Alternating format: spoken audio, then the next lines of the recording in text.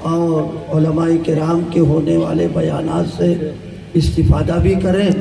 اللہ پاک اس پروگرام کو قبول فرما لے اور ہونے والے بیانات کو توجہ سے سننے کی اور عمل کرنے کی توفیق عطا فرمائے۔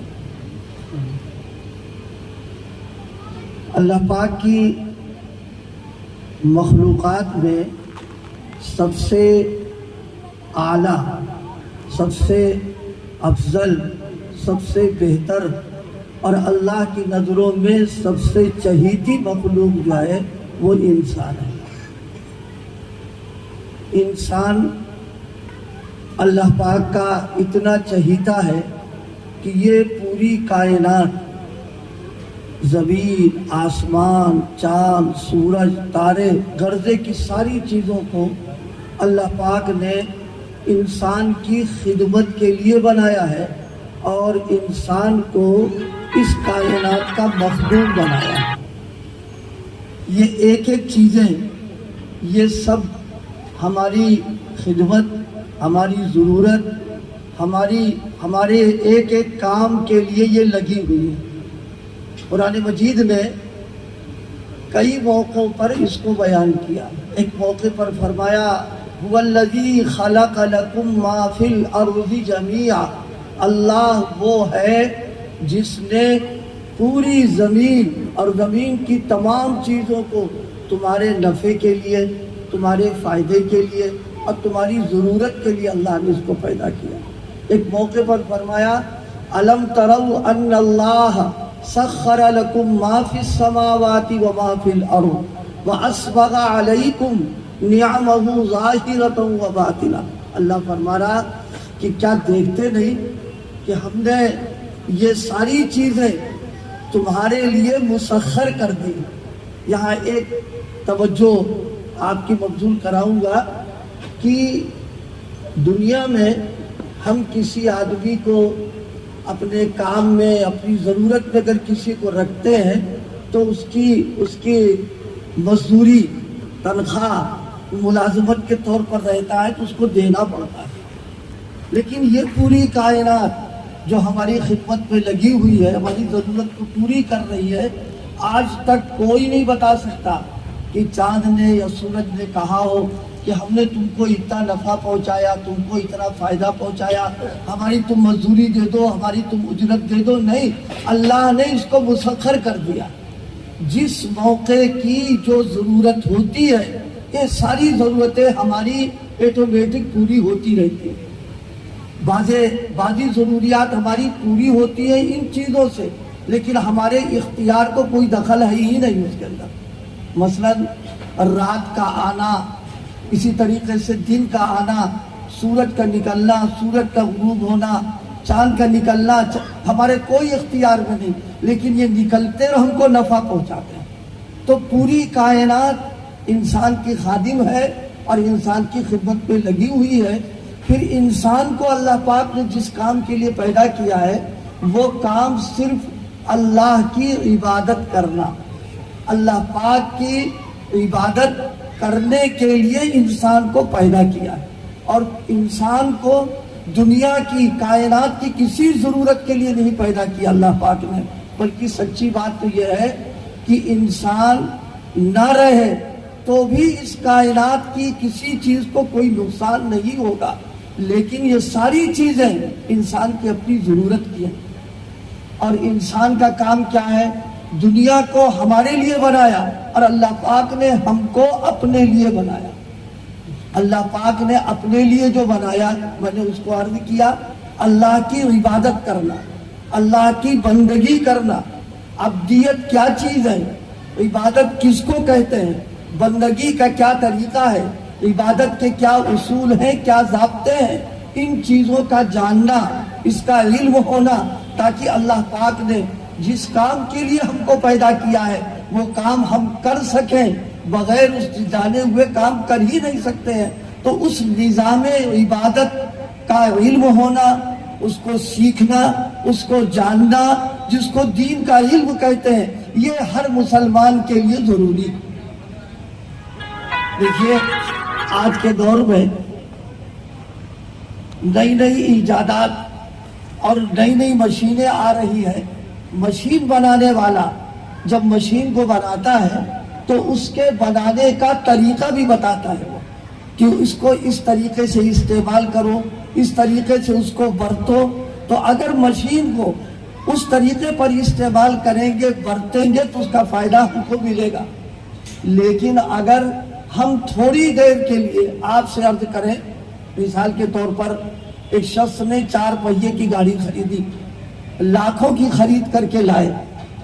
اب اس کے دماغ میں یہ آیا کہ پیسہ تو میرا لگا ہے, میں اس کا مالک ہوں, لہذا بنانے والے کمپنی کے بتائے ہوئے طریقے کے مطابق استعمال کرنا کیا ضروری ہے. اب ہم مالک ہیں, اس کو اپنے طور پر ہم استعمال کریں گے.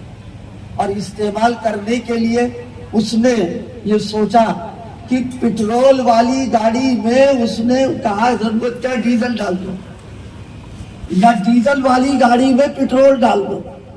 اس نے پھر کچھ اور سوچا کہ ڈیزل بھی مہنگا, پٹرول بھی مہنگا, مٹی کا تیل سستا لاؤ, اس میں ڈال دو. ہم آپ سے پوچھنا چاہتے ہیں کہ پٹرول کی گاڑی ہے اور اس میں ڈیزل ڈال دیا یا مٹی کا تیل ڈال دیا, تو اب اس گاڑی کا فائدہ اور اس گاڑی سے ہم کو کیا ملے گا سوائے اس کے کہ نقصان ہو جائے گا. کیونکہ بنانے والے نے اس کا جو انجن بنایا ہے, اس انجن کی جو طاقت ہے, سب کچھ استعمال کی, وہ ڈیزل کی ہے. اب ہم اسے پٹرول ڈال دیں یا مٹی کا تیل ڈال دیں, ذرا سی تبدیلی کر دیں, انجن بیٹھ جائے گا, گاڑی برباد ہو جائے گی, بیکار ہو جائے گی. ایک انسانوں کی بنائی ہوئی مشین, اس میں اگر کوئی آدمی ذرا سا دخل دے دے اپنی عقل کا, ساری مشین بیکار ہو جاتی ہے. اس کائنات کا سب سے قیمتی جوہر انسان ہے. اللہ پاک نے انسان کو جس کام کے لیے بنایا اور وہ کام کس طریقے سے اس کا نظام چلے گا, اگر اللہ پاک کے بھیجے ہوئے نظام اور ہدایت کے مطابق اگر زندگی رہے گی اور اس انسان کا استعمال ہوگا, تب تو عبدیت اور بندگی والی بات رہے گی. لیکن اگر انسان عبدیت اور بندگی کرنا چاہتا ہے, لیکن جو عبدیت کا نظام ہے, عبادت کا طریقہ ہے, عبادت کے جو اصول ہیں, اور نبی کریم صلی اللہ علیہ وسلم نے جینے کا جو نظام دیا ہے, اگر اس سے آدمی ناواقف ہے, آدمی جاہل ہے, نہیں جانتا ہے, تو یاد رکھیے مسلمان دین کا علم اس کے پاس اگر نہیں ہے اور وہ بالکل جاہل ہے, تو ایک بات ذہن میں رکھے, مسلمان سب کچھ ہو سکتا ہے, بغیر علم دین کے مسلمان بن کر زندگی نہیں گزار سکتا.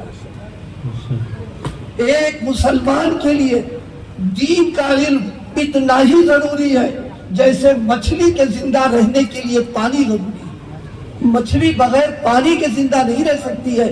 اسی طریقے سے ایک مسلمان علم دین کے بغیر, قرآن کا علم, حدیث کا علم, شریعت کا علم, فقہ کے علم کے بغیر اگر وہ مسلمان بن کر جینا چاہتا ہے تو شیر چلی کا خواب ہوگا.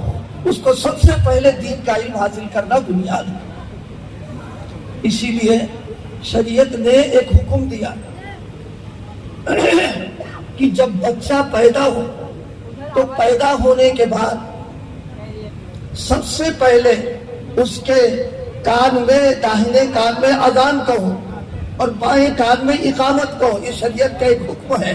لیکن آپ تھوڑا سا غور کریں, یہ حکم جو دیا گیا اس کے پیچھے یہ حکمت ہے کہ اللہ پاک ہی بتانا چاہتا ہے کہ جس طرح بچے کے دنیا میں آنے کے ساتھ سب سے پہلی آواز اس کے کان میں تم نے پہنچائی ہے اللہ کی وحدانیت کی, رسول پاک کی رسالت کی, کامیابی نماز کے ذریعے سے ہے.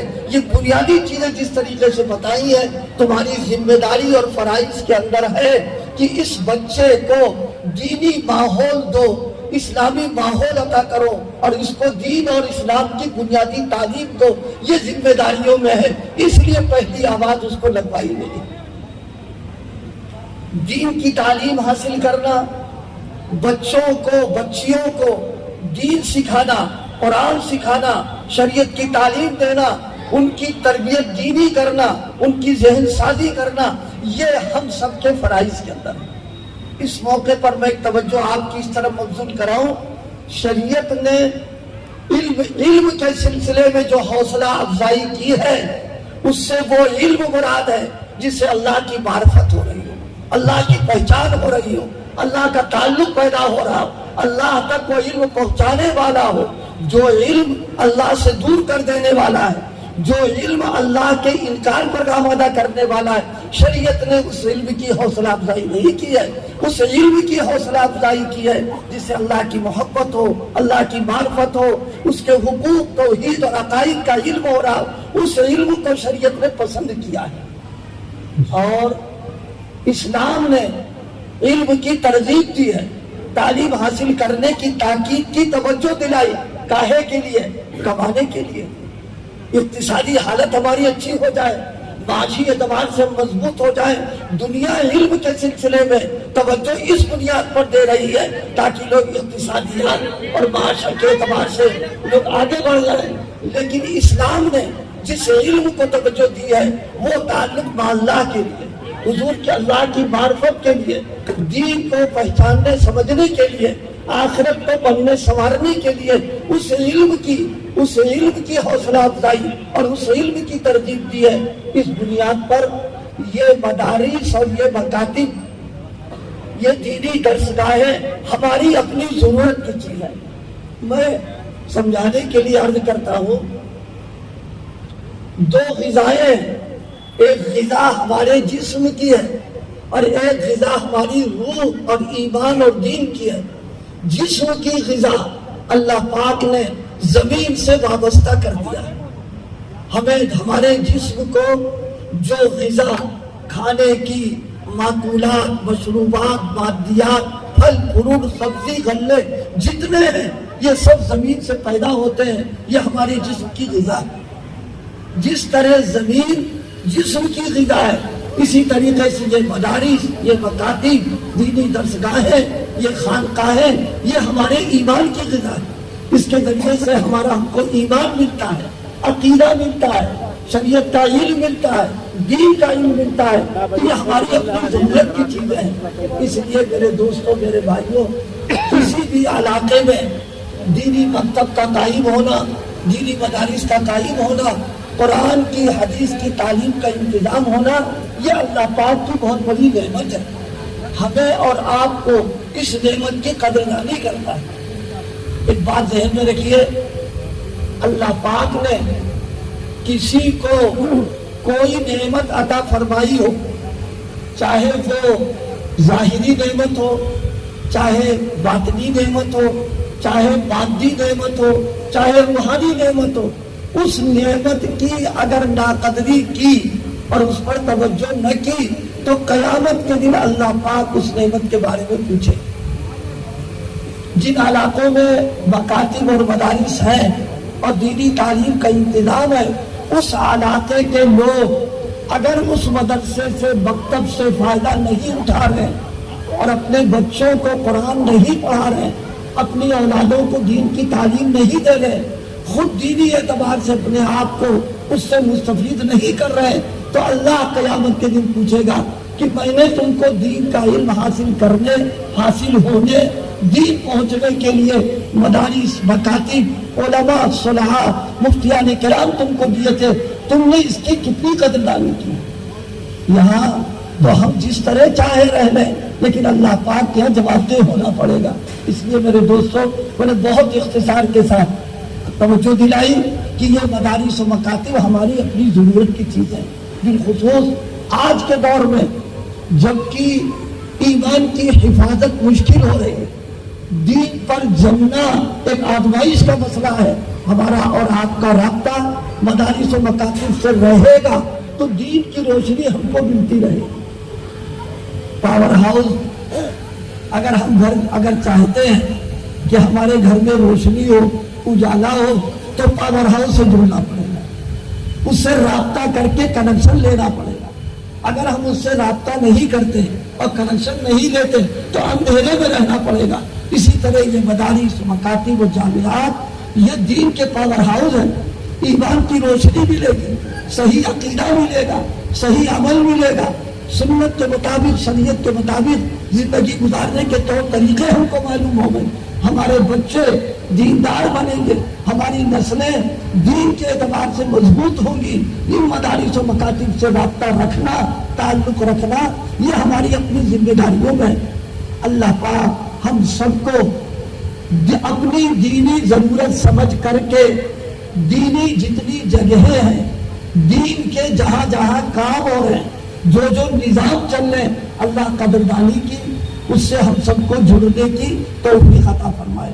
میں نے جو روایت پڑھی ہے اس میں حضرت نبی کریم صلی اللہ علیہ وسلم نے ارشاد فرمایا، طلب العلم فریضۃ علی کل مسلم، ہر مسلمان کے ذمے، ہر کلمہ گو، کلمہ پڑھنے والے کے ذمے دین کا علم حاصل کرنا، اتنا کہ مسلمان بن کر کے زندگی گزار سکتا ہو۔ پورا عالم ہونا، مفتی ہونا، محدث ہونا، فقیہ ہونا بہت اچھی بات ہے، لیکن کم سے کم اتنا علم ہو جائے کہ جس شعبے میں ہم ہیں اس شعبے میں رہ کر کے ہم مسلمان بن کر زندگی گزار سکتے ہیں۔ مثلا کاروبار میں ہم لگے ہوئے تو کاروبار کے تعلق سے شریعت کے جو نظام اور احکام ہے اس کا ہم کو علم ہونا چاہیے۔ ہم ملازمت کے اندر ہیں تو ملازمت کے تعلق سے شریعت کے جو احکامات ہیں ہم کو اس کا علم ہونا، یہ مسلمان کے لیے ضروری ہے۔ ہمیں اور آپ کو اپنے دین کی حفاظت اور بقا کے لیے علم دین کو حاصل کر کے اس پر عمل کرنا اور اپنے آپ کو دیندار بنانا، دیندار کی فکر کرنا اور مرتے دم تک اسلام پر باقی رہنا، یہ اس نعمت کا حق ہے، اس کا تقاضا ہے۔ اللہ پاک مجھے اور آپ کو عمل کرنے کی توفیق عطا فرمائے۔ وآخر دعوانا الحمدللہ۔